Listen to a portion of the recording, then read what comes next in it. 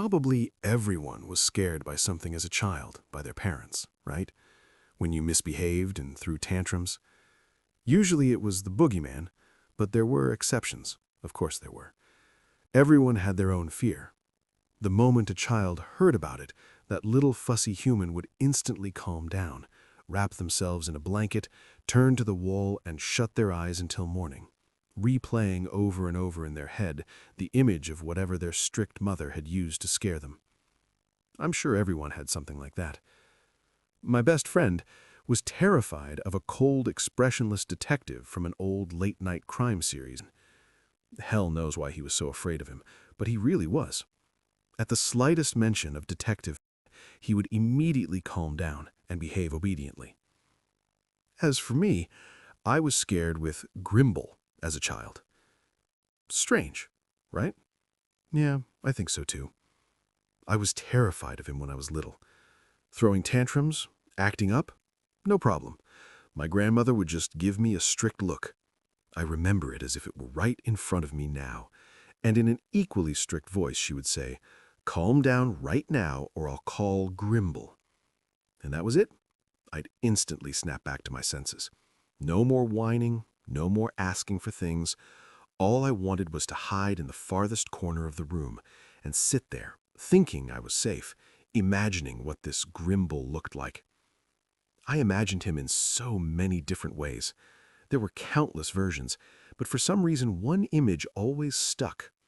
A tall, twisted figure with a human-like body, but a cracked, expressionless face that didn't look entirely alive. A little later, when I got older, I learned where all of this came from. My grandfather, may he rest in peace, used to work at an old livestock facility on the outskirts of the village. So you can guess where such a strange scare tactic came from. Back then, about 10 years ago, I was sent every summer to spend my vacation at my grandparents' place. All 3 months I enjoyed nature, homemade food, and the love and warmth of my grandma and grandpa. And of course, spending every day running around and hanging out with the local kids. But God forbid I stepped over the threshold of the house after 10 in the evening, I'd get a whipping with a switch. No avoiding it. Yeah, my grandma was either kind or strict. There was no in between. My grandfather always defended me from her. I can't remember those times without smiling. But still, as I grew older, I was always forced home before 10. And I started noticing something. I wasn't the only one heading home at that time. All my friends would run back to their houses too, like someone had blown a whistle. And when I looked out the window, sipping sweet tea with my grandma's pastries, there wouldn't be a single soul outside. That's how almost every evening went at my grandparents' house. Then one evening, I got into a conversation with my grandma. "Grandma, why does everyone run home at 10? There's nobody outside. It's not even night yet."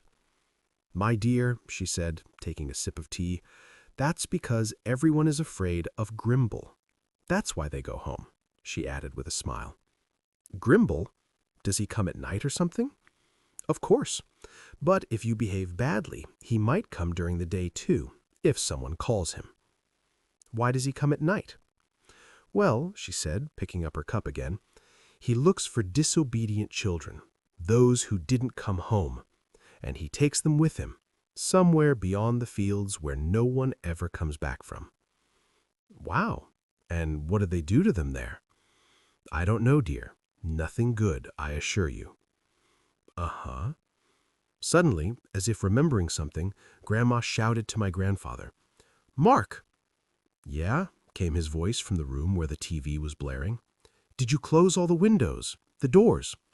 "Yes, everything's closed, curtains too. Don't worry." "All right then." Now, looking back, I realize how worried she was. But back then I was just a kid. I didn't really pay attention. I only asked why the curtains were drawn. "So that no one can peek in," she replied, forcing a smile onto her serious face. Then she turned toward the bedroom, stood up, and went inside. I bit into a hot pastry, washed it down with tea, wiped my mouth, and got up from the table. "Finished eating?" "Yes, Grandma, thank you. It was delicious." "Good for you, my dear. I'll make your bed now. Go rinse yourself off." I think many people remember how washing worked in villages back then. A big basin would be set out, water heated on the stove, then mixed with cold water, all of it done on the porch. Grandma had already prepared everything. The water temperature was always perfect. She somehow always got it just right. I undressed and stepped into the basin. Outside, a strong wind had picked up. It scared me. I grabbed the soap and was just about to lather up when suddenly I heard something outside, like someone running very fast towards the garden. I froze. The soap slipped from my hands. I listened. Thought it was just the wind. But no, the sound came again, this time from the garden towards the veranda. And then I saw it. Through the small window, I clearly saw someone run past. I screamed, threw on my underwear in a panic, and bolted into the house. "What is it, dear? Why are you shouting?" Grandma asked, putting down her book and getting up. "Grandma, there's someone outside. I saw someone run past the window. I swear I saw it," I shouted through tears. "Calm down. Did you hear the wind out there? You must have imagined it." But she herself stood there, looking anxiously toward the veranda. Then she said, already clearly worried, "Go to bed, dear. I'll be there soon." Back then, I slept with my grandma. "Okay," I said, and obediently went to the bedroom. But I didn't close the door, just pulled the curtain and stayed by it, listening. Grandma went to Grandpa's room. I remember their conversation almost word for word. "He came again, didn't he? What does he want now?" "How would I know? What makes you think that?" "Daniel came running in crying, said he saw someone in the yard." "And you didn't leave anything for him?" Grandma suddenly slapped her forehead. "I forgot. What do we do now? He won't leave." Grandpa looked at her with despair. "How could you forget?" "I got caught up with chores. What now? He won't leave. I don't know. He's out there." She pointed at the window. "I'll try throwing something out. Maybe he'll go away." "Better open the veranda door and throw it into the garden. He's used to that." "All right," she said, and went to the kitchen. Grandpa pulled a shotgun under the bed, loaded 2 shells, and followed her. I quickly jumped into bed and covered myself, pretending to sleep. What were they talking about? Who had come? So I really hadn't imagined it. I did see someone. But who? Only one thought came to mind: Grimble. Though I had behaved well, but who knows? Maybe it was for someone else. A neighbor? I lay there, waiting. I couldn't sleep anymore. After about 5 minutes, I got up and went to the window. There was a street lamp outside the yard, bright enough to faintly illuminate everything. If you looked closely, you could see what was happening. And then I saw it. In the far corner of the yard, near the fence, something was sitting. Big. Because of the wind, I couldn't hear much, but I saw it clearly. Then the veranda light turned on and the door opened. The figure stood up instantly. And when I saw its shadow, and then it itself, I thought my heart would stop. Standing there, on the flower bed, was a huge figure. But where its face should have been, there was something wrong. Its features were stretched and uneven, like melted wax. Instead of hands and feet, hooves. Its body was dirty, hairy, horrifying. I ducked down but kept peeking. This was no mask. It was a real, deformed face, too real to be any kind of mask. It began slowly moving towards the house. Grandma threw something wrapped in a dirty cloth outside and shut the door.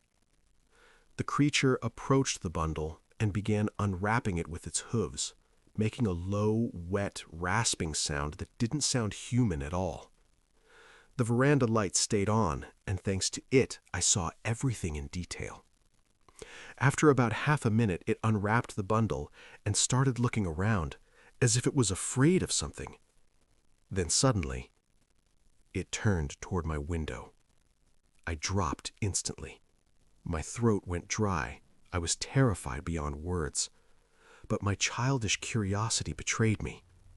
Thinking it was still far away, I slowly peeked again. It was right there, pressed against the glass, staring at me. I fell to the floor. My body went completely numb. I couldn't move, couldn't even scream. Then it started running, jerky, uneven, almost like its body wasn't meant to move that fast, and began smashing the windows with its hooves. The windows were old. After a few hits, they shattered. I still couldn't move. Then suddenly, the door burst open. Grandpa and Grandma rushed in. Grandpa grabbed me and dragged me into the bedroom. Grandma stayed behind. That was the last time I ever saw her. A splash of red hit the curtain. Then a crash. Her scream mixed with the screech of that cursed thing. Grandpa ran after her. I ran after him. In the yard, I saw it. That twisted thing climbing over the fence, dragging my grandmother's lifeless body. Grandpa jumped out the broken window, and stupid little me followed. The creature ran down the street, squealing horribly. Grandpa fired. It fell, then stood up, and ran into the darkness. Grandpa collapsed, screaming, crying bitterly. I sat beside him and cried too. We stayed like that for about an hour. It was freezing, but I endured it. Grandpa probably felt nothing. Then he stood up, gave me his hand, and we went inside. We covered the broken window with plastic and sat at the table. "Grandpa?" I began. "Yes, dear?" "That was Grimble, wasn't it?" "Yes, it was." I got chills. Why did he come? And Grandpa told me a story I couldn't forget. He worked at an old livestock facility on the outskirts of the village. Nearby, there was a dumping ground where dead animals were taken and buried over the years. And after some years, Grimble appeared. People first saw him in the fields. They thought it was just someone in a costume. But then, people started disappearing. And later, they were found dead, far beyond the burial ground. He took many people, Grandpa said, from the farm, from the village. But then something changed. People began leaving things outside at night. Small offerings, anything they thought might keep it away. He took the food and left people alone. "Then why did he come today?" I asked. "Because Grandma forgot to leave something." Now I understood the bundle. That's why he attacked. I thought it was because I looked at him. "No," Grandpa said. "He senses the weakest one and goes for them." "But Grandma gave him food." Too late. Then he added, "He's attacked us before. That's why I bought the gun." He held it like it was part of him. "Tomorrow I'll call your parents. They'll take you away." "He'll come again," he said. "Why are you so sure?" "Because I won't leave him anything anymore." "He'll attack you." "Don't worry," Grandpa smiled. "I'll be fine. I'll defeat him." "Really?" "Of course." He ruffled my hair. "Want some tea?" "Yes." We sat there until morning, drinking tea. We didn't talk about Grimble again. Only sometimes, remembering Grandma, Grandpa would quietly shed a tear. Years passed. I grew up. I managed to forget that story. Life moved on. Studies, work. I rarely visited Grandpa. Then, 3 weeks ago, he died. He lived almost 10 years after that night. When I found out, I started asking questions and learned the truth. They found him dead on the porch, a deep wound on his neck. In the yard, strange, deep impressions in the ground, like something heavy had been standing there. I knew immediately who it was. A neighbor said she saw Grimble that day. He had come to them too, like always. Grandpa must have forgotten. Or maybe he chose not to leave anything. Near his body, they found his old hunting rifle, cracked along the stock, with 2 empty casings lying nearby, and 2 spent shells. For 3 weeks I couldn't sleep, couldn't eat, because I knew something unnatural walks in that village, something that shouldn't exist, but it does. My parents went there for the funeral. They haven't sold the house yet, but one question keeps bothering me. He took Grandma away. No one knows where. All his victims were found far away. So why did he leave Grandpa at the house? I don't know. Maybe Grandpa fought back. Maybe he wounded it. Maybe that's why it fled. Nothing is clear. But for the past few days I've had one thought: to go back there and find out the truth. Tomorrow my parents won't be home. I'll pack, leave a note, and go. I already know the way.